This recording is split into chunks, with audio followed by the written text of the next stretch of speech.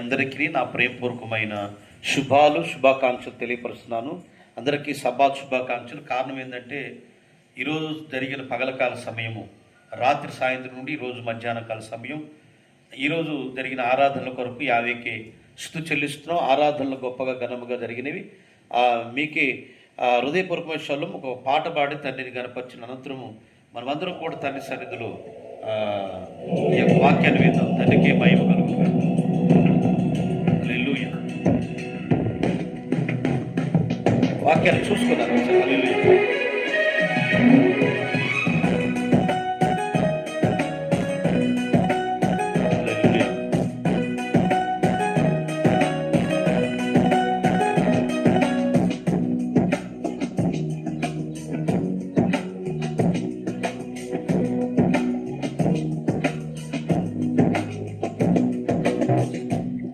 నా తోడుగా ఉన్నవాడవే,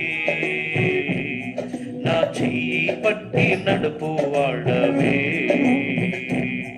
నా తోడుగా ఉన్నవాడవే, నా చెయ్యి పట్టి నడుపు వాడవే. నా పక్షముగా నిలుచువాడవే, నా పక్షముగా నిలుచువాడవే. నా ధైర్యము నీవే మెస్సయ్యా, నా ధైర్యము నీవే మెస్సయ్యా. మెస్సయ్యా మెస్సయ్యా, కృతజ్ఞత స్తుతులు నీకేనయ్యా, కృతజ్ఞత స్తుతులు నీకేనయ్యా. నా తోడుగా ఉన్నవాడవే, నా చెయ్యి పట్టి నడుపువాడవే. నా తోడుగా ఉన్నవాడవే, నా చెయ్యి పట్టి నడుపువాడవే.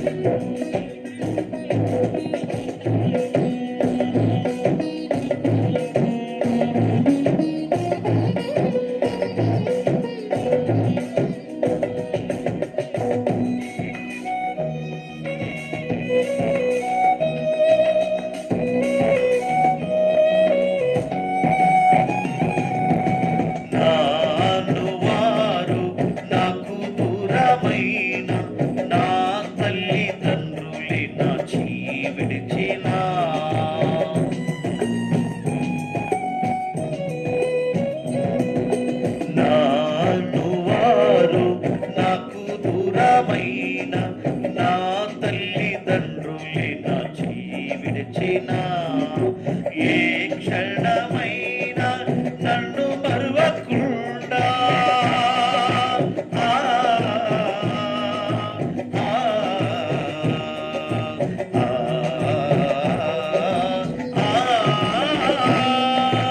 ఏ క్షణమైనా నన్ను మరువకుండా నీ ప్రేమతో నన్ను హత్తుకుంటివే, నీ ప్రేమతో నన్ను హత్తుకుంటివే.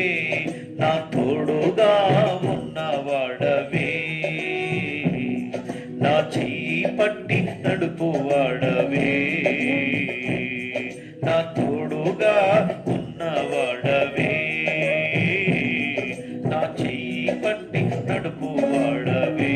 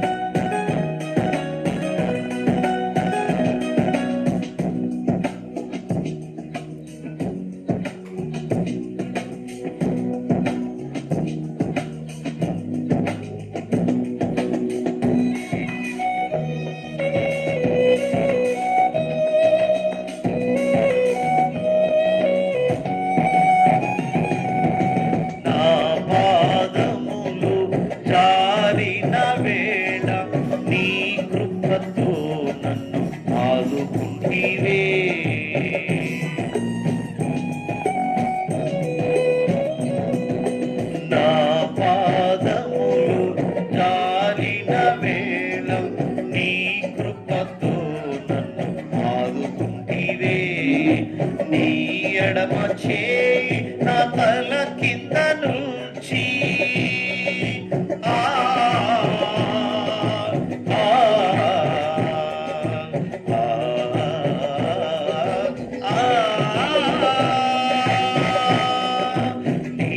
ఎడమ చేయి నా తల కింద నుంచి నీ కుడి చేతితో నన్ను హత్తుకుంటివే, నీ కుడి చేతితో నన్ను హత్తుకుంటివే, నా తోడుగా ఉన్నవాడవే, నా చెయ్యి పట్టి నడుపువాడవే, నా తోడుగా ఉన్నవాడవే, నా చెయ్యి పట్టి నడుపువాడవే. శ్రేష్టమైన పరిశుద్ధ గ్రంథంలో నుండి, బైబిల్లో నుండి రోమా పత్రిక నిజంగా 10వ అధ్యాయాన్ని మనం తీసినట్లయితే ఈ శ్రేష్టమైన ఈ సభా దినంలో వాక్యాన్ని మనం చదువుదాం. రోమా పత్రిక 10వ అధ్యాయం 17వ వచనంలో భక్తుడైన పరిశుద్ధ గ్రంథంలో రాసిన ఈ మాటను మనం చదువుదాం. ఒకసారి దయచేసి ఈ పత్రికలో ఉన్న మర్మాన్ని మనం తెలుసుకుందాం. తండ్రికి మహిమ కలుగును గాక. చదువుదాం. వినుట వలన విశ్వాసము కలుగును, వినుట మెస్సయ్యను గురించి, క్రీస్తు గురించి చదువు. మాట చాలా శ్రేష్టమైంది. హల్లెలూయా. వినుట వల్ల విశ్వాసము కలుగును అని రాయబడింది. దయచేసి అందరూ కూడా శ్రద్ధగా ఈ వాక్యాన్ని వినండి. వినటం ద్వారా ఏం కలిగిందట? విశ్వాసం. దేని గురించి వినాలి అంటే, దేని గురించి మనం వింటున్నామంటే, దేని గురించి మనం వినాలి అంటే మన రక్షకుడైన యేసు మెస్సయ్య గురించి వినాలి. వినుట ద్వారా విశ్వాసం కలిగిన భక్తులు మాట చదివిస్తారు. దేని గురించి వినాలి? చాలా సంగతులు మనం వింటున్నాం, చాలా విషయాలు మనం నేర్చుకున్నాం, చాలా పనులు మనం చేస్తున్నాం. కానీ అన్నింటికంటే దేని గురించి వినాలి అంటే ఆ విశ్వాసంతో ప్రభువుని గురించి మనం వినాలి అని బైబిల్ తెలియపరుస్తాం. పిల్లరా, ఆయన గురించి మనం విన్నప్పుడు అప్పుడు ఆయన ఏం చేస్తాడనేది చూసినట్లయితే మార్కు సువార్త 5వ అధ్యాయం 27 వచనంలో ఒక ఆమె గురించి మనము మరి తెలుసుకుందాం. ఆమె ఏమంటుందో ఒకసారి తెలుసుకుందాం. ఆ మాట చదువుదాం. ఆయన రక్షకుడైన ప్రభువు గురించి విని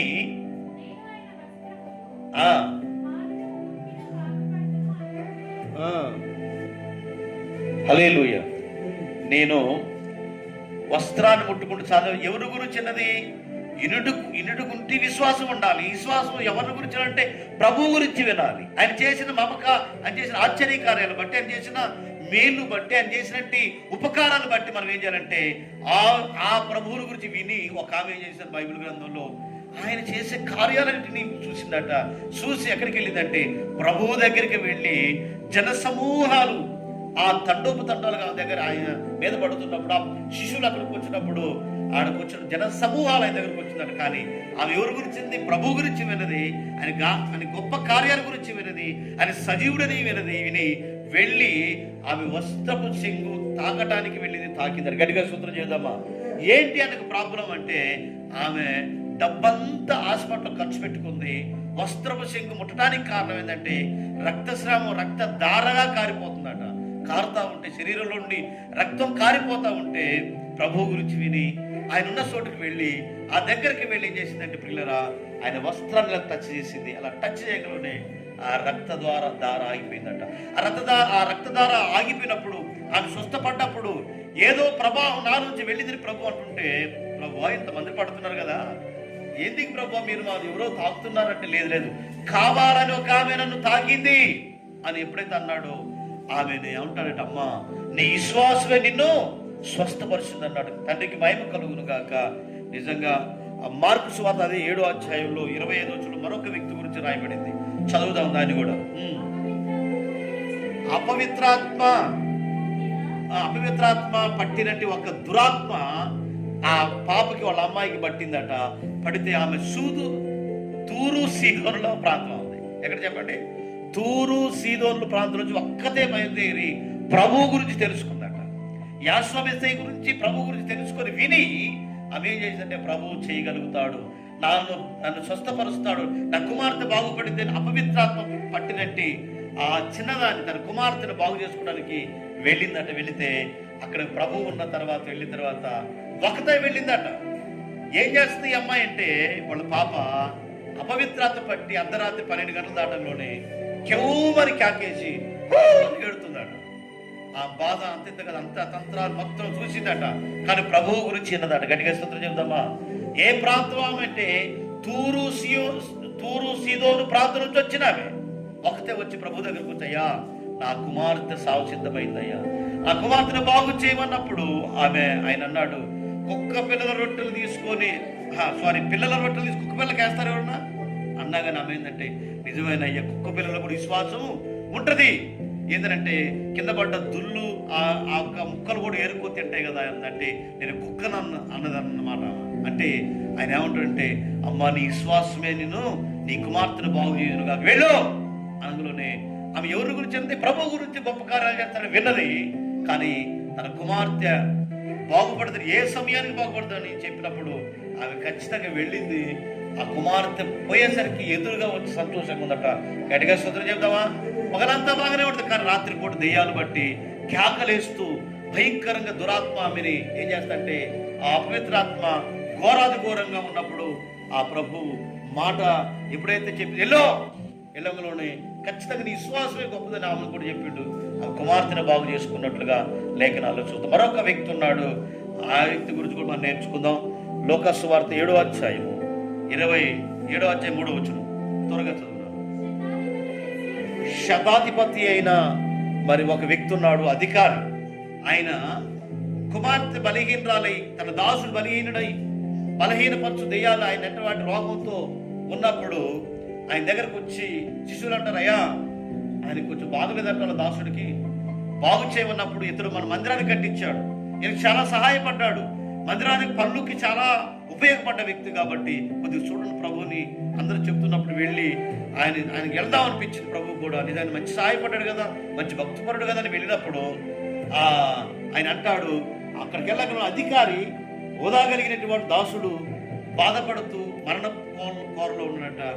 ఆ వ్యక్తికి ఆ ఇంట్లో ఉన్న దాసుడు గారండి, కుమార్తెలు గారండి, ఎవడైతే బాగుపడాలని అనుకున్నాడు ఆయన అంటాడు, అయ్యా నా ఇంటికి నువ్వు వచ్చుటకు పాత్రుడు నేను కాను. హల్లెలూయా. నా ఇంటికి వచ్చుండే పాత్రుడు కనుక నీ మాట మాత్రము చలవి, నీ మాట ఇస్తే చాలు నా కుమారుడు బాగుపడతాడు, నా దాసుడు బాగుపడతాడు, నా ఇంట్లో ఒక శుభకార్యం జరిగిందని ఎప్పుడైతే అన్నాడో నిజంగా ఆయన అన్నాడు, నా ఇంటికి నువ్వు రండి నేను పాత్రుడు కాను. ఎందుకంటే అధికారైనా ఆయన ఎవరైనా సరే అధికారం కలిగినట్టు వాడు, కానీ నా ఇంటికి రండి పాత్రుడు కాడు అన్నాడట. ప్రియ సహోదరి సహోదరులారా, ఎప్పుడైతే ఈ మాట అంటుంటూ ఈ సంఘర్షణ జరుగుతున్నప్పుడు ఆ తరుణంలోనూ ఒకడు వచ్చారట, అయ్యా ఇంకా బోధకుని చెప్పాడు బాబు, నీ ఉన్న దాసు చనిపోయాడని చెప్పినట. అప్పుడు ప్రభు అన్నాడు, నువ్వు నమ్మిక ఉంచితే నీ కుమార్తె బాగుపడింది, నువ్వు నమ్మిక ఉంచితే నీ ఇంట్లో శుభకార్యం జరిగిందని చెప్పిండట. ఎప్పుడైతే నమ్మిక ఉంచి మాట మాత్రం చదివించాడో ఆమె బ్రతికిందాడు. గట్టిగా స్తోత్రం చెప్తామా? ఆ ఇంట్లో శుభకార్యం జరిగింది, ప్రాణం పైన బ్రతికినట్టు వ్యక్తులు ఉన్నారు. ప్రియ సహోదరి సహోదరులారా, మనం విశ్వాసం ఉంచాల్సింది ప్రభువు మీద విశ్వాసం ఉంచాలి. ఎవరి గురించి విశ్వాసంలో విన్నదంటే ప్రభువు గురించి విశ్వాసంతో విన్నది. కానీ ఒక ఆమెకి రక్తస్రావం ఆగిపోయింది, ఒక ఆమె కుమార్తె దురాత్మ వెళ్ళిపోయింది, ఒక అతను అధికారం కలిగినట్టు వ్యక్తి తన కుమారుడు నిజంగా తనకున్న ఆ బాధ నివారణ చనిపోయినట్టు కుమారుడు గాని దాసుడు గాని బాగు చేసినట్లుగా రాయబడింది. కానీ తండ్రికి మహిమ కలుగును గాక. చివరి మాట రాయబడింది కొలస్సీయులకు రాసిన పత్రిక 7వ అధ్యాయం 6వ వచనంలో. ఈ మాట కూడా మనం చదువుకుందాం. ప్రియ సహోదరి సహోదరులారా,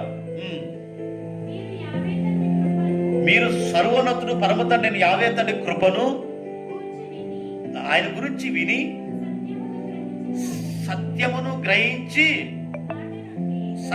గ్రహించిన నాటి నుండి మీలో సైతము ఫలించు వ్యాపించును. ఆ సత్యం గురించి మీలో ఫలించాలని యావేరు గురించిన వార్త విని ఆ సత్యాన్ని మన హృదయంలో దాచుకున్నప్పుడు ఆయన మనని ఆనందింపజేసి ఏ కార్యమైన చేయడానికి నీ ఇంట్లో సిద్ధంగా ఉన్నాడని లేఖనం చదివిస్తుంది. కాబట్టి ప్రియ సహోదరి సహోదరులు, మనం అందరం కూడా ఆ సత్యం గురించి విని ఆ సత్య మార్గాన్ని మనం ఎమ్మడించినప్పుడు ఆయన సత్యవంతుడైన యావే తండ్రి కుమారుని మనం హృదయం నిండా మనం పెట్టుకున్నప్పుడు ఘనమైన కార్యాలు, బలమైన కార్యాలు మనం కళ్ళారా చూస్తామని దేవుని లేఖనం చదివిస్తుంది. కాబట్టి ఈరోజు ఈ సభాదినాన ఈ వాక్యాలన్నీ కూడా యావే తండ్రి మనందరినీ కూడా దీవించును గాక.